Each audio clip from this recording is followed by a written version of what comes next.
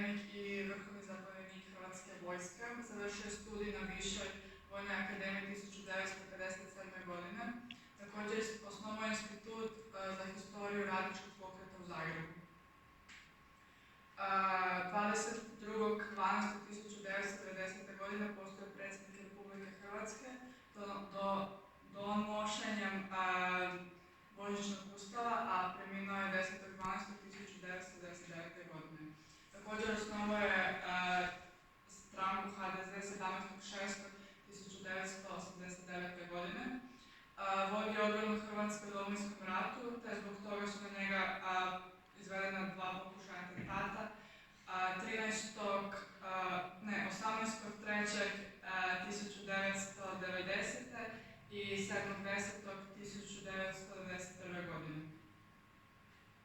Temelj njegove politike bio je ujedinjenje svih Hrvata i ponovni ulazak u srednjoeuropski civilizacijski krug. U doba raspada SFRJ vodio politiku preustroja federalizacije i Saveza suvremenih država. Vodio je mnogobrojne vojno-redarstvene operacije, najpoznatija i najzapačenija je Oluja. Time je kraj Domovinskom ratu 5.8. na Kninskoj tvrđavi je podignuta hrvatska zastava kao simbol hrvatske samostalnosti.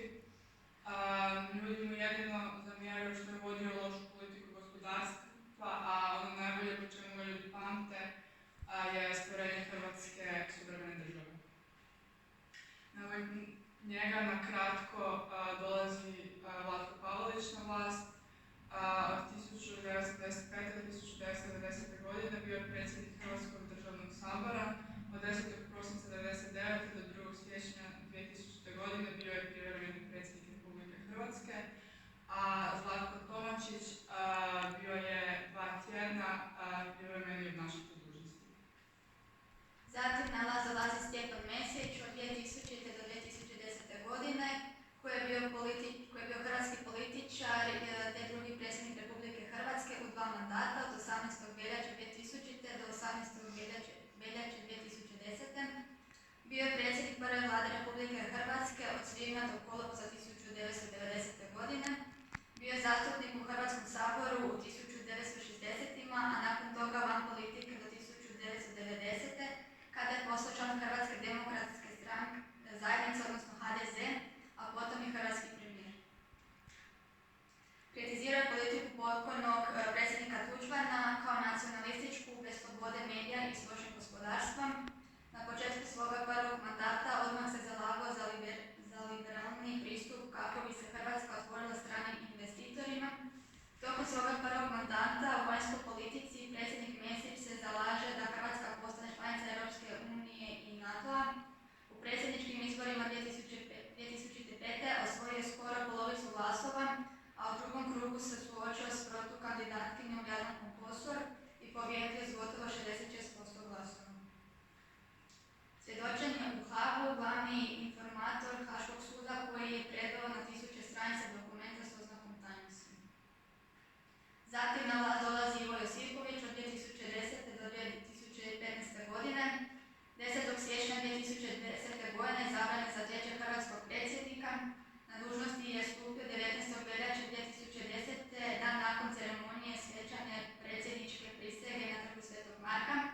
Prvi grad koji je posjetio kao predsjednik bio je Zadar prigodom obilježavanja akcije Maslenica. 9.12.2011. godine potpisao ugovor o pristupanju Republike Hrvatske u Europsku uniju. U siječnju 2012. održan je referendum o pristupanju Republike Hrvatske u Europsku uniju, te je 1. srpnja 2013. Hrvatska postala 28. članica Europske unije. Izgubio na predsjedničkim izborima 2015. godine, te je postao prvi hrvatski predsjednik koji je imao svoj drugi 5-godišnji mandat. Nakon poraza na izborima osnovao stranku Napred Hrvatska. Prva hrvatska predsjednica i četvrta sveukupno bila je Kolinda Grabar-Kitarović, koja je svoju profesionalnu karijeru započela u Ministarstvu znanosti i tehnologije.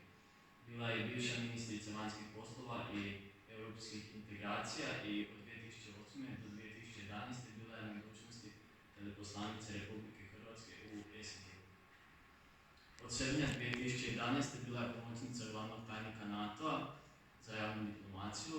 Svoj izborni program nazvala je Za bolju Hrvatsku. Kao predsjednica bila je veoma pristupačna narodu, te je često obilazila razne manifestacije, kao na primjer Svjetsko prvenstvo u nogometu 2018. 18. rujna 2020. predaje svoj mandat sljedećem predsjedniku. Zoran Milanović, današnji predsjednik, peti hrvatski predsjednik, bio je predsjednik vlade od 2011. do 2016. godine i 17. lipnja 2019. godine pod svojim predsjednik s karakterom objavio je kandidaturu na predsjedničkim izborima. Službu predsjednika obnašao od veljače 2020. godine i njegov mandat za sada je